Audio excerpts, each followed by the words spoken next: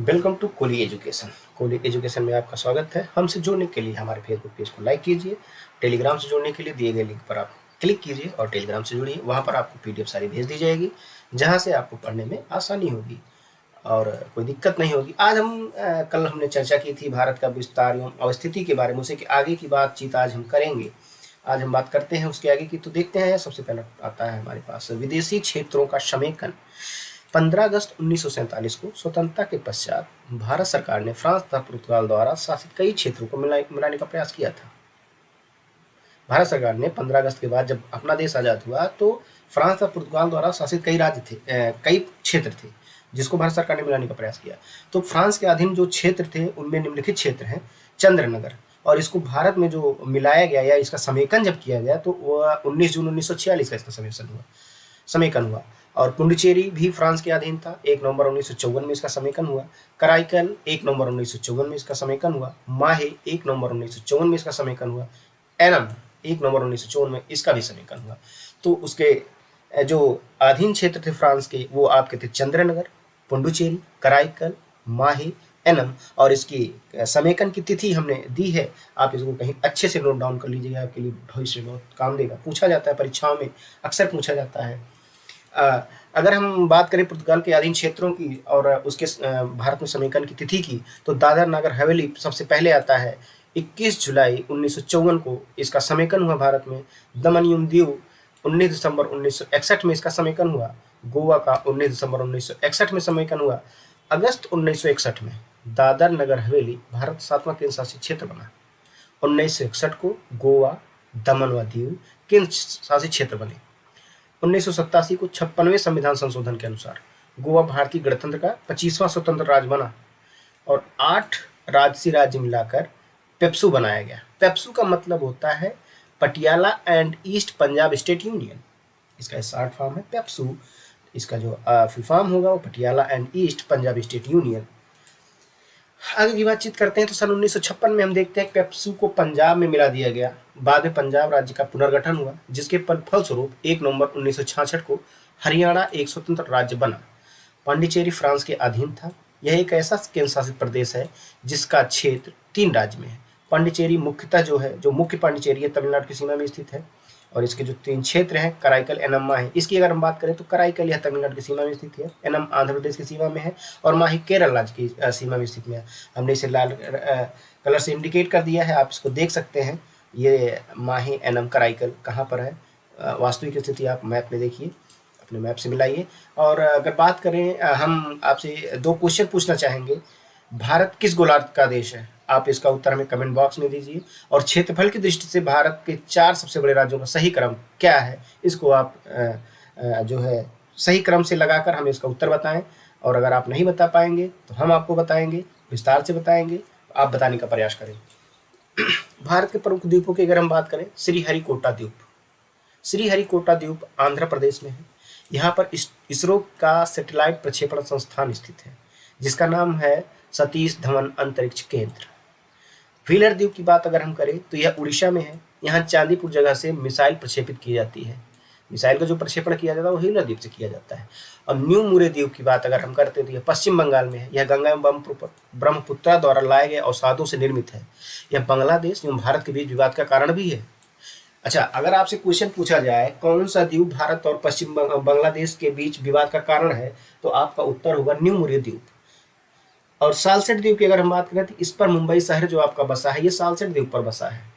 अच्छा, इसकी एक इतिहास भी रहा है सालसेट द्वीप का, उसे हम इतिहास के टॉपिक में आपका कंफर्म करेंगे। आपको अगर कोई लगता है कि बताना चाहिए तो आप हमें प्लीज कमेंट कीजिए। आलिया बेट द्वीप की बात करें तो ये महाराष्ट्र, यह तेल भंडार द्वीप है, परंतु अभी यहाँ कार्य शुरू नहीं किया गया है, लेकिन यह तेल भंडार के लिए द्वीप है, आलिया बेट द्वीप। अगर हम लक्षद्वीप के सबसे बड़े द्वीप की बात करें तो अंद्रोथ द्वीप है। लक्षद्वीप का सबसे बड़ा द्वीप अंद्रोथ द्वीप है। यहाँ की राजधानी कवरत्ती है। कवरत्ती और मिनिकॉय अगर 9 डिग्री चैनल से जो है आपका डिवाइड होता है। लक्षद्वीप का सबसे बड़ा द्वीप समूह अगर हम देखें, लक्षद्वीप का सबसे बड़ा द्वीप समूह अगर हम देखें, अमीनी द्वीप समूह है। अमीनी द्वीप समूह लक्षद्वीप में स्थित है। और मिनिकॉय को मालदीव से 8 डिग्री चैनल आपका डिवाइड करता है। 8 डिग्री चैनल आपको जो है डिवाइड करता है। अंडमान की सबसे बड़ी चोटी सैंडल पीक उत्तरी अंडमान में स्थित है। उत्तरी अंडमान में आपकी सैंडल पीक स्थित है। ये जो है अंडमान की सबसे बड़ी चोटी है। आप इसको देखिए और प्लीज अपने मैप में आप इसको जरूर इंडिकेट कीजिए, क्योंकि यूपीपीसीएस, यूपीएफ और यूपी ट्रिपल एससी की परीक्षाओं में पूछा जाता है कि कौन सी पीक है, अंडमान की सबसे ऊंची चोटी कौन सी है। तो सबसे बड़ी चोटी है आपकी सैंडल पीक है। और अंडमान निकोबार की राजधानी अगर हम बात करें तो पोर्ट ब्लेयर दक्षिणी अंडमान में स्थित है। पोर्ट ब्लेयर आपका दक्षिण अंडमान में स्थित है। और छोटा अंडमान और बड़ा अंडमान की अगर हम बात करें, छोटा अंडमान और बड़ा अंडमान के बीच में डंकन पास है। डंकन पास आपका छोटा अंडमान और बड़ा अंडमान के बीच में है। ग्रेट निकोबार की सर्वोच्च चोटी माउंट धुलियर है। माउंट धुलियर आप देख पा रहे होंगे जो है ग्रेट निकोबार की सर्वोच्च चोटी है। एक चीज और मैं आपको यहाँ पे बता देना चाहूंगा, कल मैंने आपसे चर्चा की थी भारत का दक्षिणतम बिंदु। अगर हम दक्षिणतम बिंदु स्थलीय की बात करेंगे तो आपका कन्याकुमारी होगा, लेकिन अगर जो है आपकी दक्षिणतम बिंदु की बात हो रही तो इंदिरा पॉइंट होगा, और इंदिरा काल आपका सबसे उत्तरतम बिंदु है। यनम पांडिचेरी का विस्तार अगर हम देखें तो ये एनम आंध्र प्रदेश में, और पांडिचेरी में कराईकल तमिलनाडु में, माहे केरल में, यहाँ तक इसका विस्तार है। इसको तो अभी हमने आपको चर्चा में की थी, फिर से एक बार हमने आपको बताना जरूरी समझा। और आगे जो है हम आपके लिए इम्पोर्टेंट एमसीक्यू लेके आएंगे, उसको जो है आप देखिएगा क्या क्या रहेगा उसमें। अगर हम बात करें भारत के जो है और विस्तार के बारे में चर्चा करें तो आपके उसमें उत्तर में आप देखेंगे अफगानिस्तान, फिर पाकिस्तान, इधर पे आपका चाइना है, चाइना के बाद नेपाल पड़ता है, भूटान पड़ता है जो कि पड़ोसी देश हैं हमारे, और फिर यहाँ आपका बांग्लादेश है, म्यांमार है, ये सब हमारे पड़ोसी देश हैं। नीचे आपका जो है श्रीलंका है।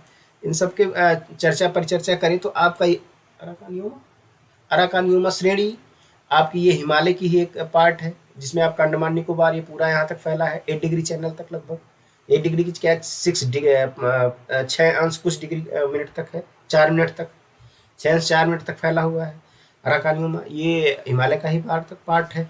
अगर हम बात करें आलिया बेट द्वीप की, आलिया बेट द्वीप आपका जो है खंबात की खाड़ी में स्थित है।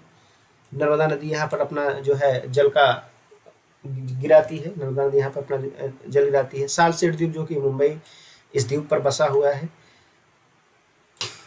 सतीश धवन अंतरिक्ष केंद्र श्रीहरिकोटा द्वीप पर है, और इसको आप यहाँ मैप पे देख लीजिए, आपको एक बार हमने बता दिया है, फिर से आप यहाँ इसको इंडिकेट कर लीजिए ताकि आपको कंफर्म हो जाए, कुछ भी दिक्कत ना हो। एडम ब्रिज की अगर हम बात करें तो ये श्रीलंका और भारत के बीच एडम ब्रिज, पंबन द्वीप नाम से भी इसको जाना जाता है, रामेश्वरम द्वीप भी कहा जाता है। अलग अलग जगहों पे अलग अलग नाम मिलते हैं, लेकिन इसे जो है पंबन द्वीप या जो है एडम ब्रिज भी कहते हैं। हिंद महासागर की भू राजनीति की अगर बात करें तो हिंद महासागर क्षेत्रफल की दृष्टि से तीसरा सबसे बड़ा महासागर है। तो दो सबसे बड़े महासागर कौन कौन से, पहला होगा प्रशांत महासागर, दूसरा होगा अटलांटिक महासागर। अच्छा, वैसे अगर हम बात करते हैं कि सबसे बड़ा महासागर कौन सा है पृथ्वी पर, तो प्रशांत महासागर होगा। आप लोगों में एक चीज और यहाँ पर बता देना चाहूंगा कि अगर जो है आप 0 डिग्री लाइन देखते हैं, गोलार्ध को अगर 0 डिग्री लाइन से बांटिए तो आप उत्तरी जो आपका गोलार्ध है, उत्तरी गोलार्ध को आप द्वीपों का जो है द्वीपों का वो कहा जाएगा, और दक्षिणी गोलार्ध को आपको महासागरों का कहा जाएगा। चूंकि उत्तरी गोलार्ध में सारे द्वीप अधिकतर जो है क्षेत्रफल जमीन है, पृथ्वी है, और दक्षिणी गोलार्ध में अधिकतर पानी है, इसलिए जलीय द्वीप अगर की बात करें, हम पूरा जल ग्रहण के क्षेत्र की बात करें तो दक्षिणी गोलार्ध में ज्यादा है। 0 डिग्री लाइन से नीचे जब आप जाएंगे तो पानी वहां पे आपको ज्यादा मिलेगा, ऊपर जाएंगे तो पृथ्वी ज्यादा मिलेगी। हिंद महासागर एशिया, अफ्रीका, ऑस्ट्रेलिया के बीच स्थित है। यह उत्तर में बंद तथा दक्षिण में खुला है। इसकी उत्तरी सीमा अंटार्कटिका के आइस शेल्फ तक है, जो कि अंटार्कटिका महाद्वीप का सर्वाधिक संपन्न जीवमंडल है। इसके पश्चिम में अटलांटिक महासागर है, जो कि हिंद महासागर से 19 डिग्री 22 मिनट पूर्वी देशांतर से अलग है। ये देशांतर अफ्रीका के केप टाउन से होकर निकलती है। इसके पूर्व में प्रशांत महासागर है, जो कि 147 डिग्री पूर्वी देशांतर से अलग होता है। 147 डिग्री पूर्वी देशांतर तस्मानिया के दक्षिण पूर्वी कैप से होकर गुजरता है। आपको हम इंडिकेट कर दे रहे हैं, आप देखिए ऑस्ट्रेलिया के नीचे आप देखेंगे तस्मानिया। केप टाउन की अगर हम बात करें, अफ्रीका देख ही रहे हैं आप। आगे की परिचर्चा शुरू करते हैं। आप एक बार मैप को ध्यान से देखिएगा, अपने एटलस में निकालिएगा एक एटलस अपना, और उसको जो जो भी बताया जा रहा है उसको आप हाईलाइट कर लीजिएगा। ये बहुत इंपॉर्टेंट चीज़ें बताई जा रही हैं आपको, ध्यान से कीजिएगा। हिंद महासागर का क्षेत्रफल 78 मिलियन वर्ग किलोमीटर है। इसका अधिकांश भाग भारतीय और ऑस्ट्रेलिया प्लेट पर है। इस महासागर के प्रमुख सागर निम्नलिखित हैं। लाल सागर, लाल सागर की अगर हम बात करें, सऊदी अरब, यमन, मिस्र, सूडान के बीच स्थित है। अगर हम लाल सागर की स्थिति देखें, रेड सी, तो ये सऊदी अरब, यमन और फ्रांस, सऊदी अरब, यमन और मिस्र, सूडान के बीच स्थित है लाल सागर। इसकी आप स्थिति देखिए और इसे इंडिकेट कीजिएगा। फारस की खाड़ी की बात अगर हम करें तो ईरान, इराक, सऊदी अरब, संयुक्त अरब अमीरात के मध्य स्थित है। मलक्का जनसंधि की बात अगर हम करें, सुमात्रा, मलेशिया के बीच स्थित है। तिमोर सागर, आराफुरा सागर की अगर हम बात करें, ऑस्ट्रेलिया के उत्तर में स्थित है। ऑस्ट्रेलिया के उत्तर में कौन सा सागर स्थित है? तो आप लोगों का उत्तर होगा तिमोर सागर या और आराफुरा सागर। आपको वीडियो देखने के लिए आपका धन्यवाद। आप हमारे साथ जुड़े रहिए और हम आपको जो भी टॉपिक पे आपको लगता है कि वीडियो बननी चाहिए, आप हमें कमेंट कीजिए। हम आपके लिए प्रयास करेंगे, पूरी तरह कोशिश करेंगे आपके लिए वीडियो बनाई जाए। आपकी सफलता में हम चाहते हैं कि आपकी सफलता निश्चित हो। धन्यवाद।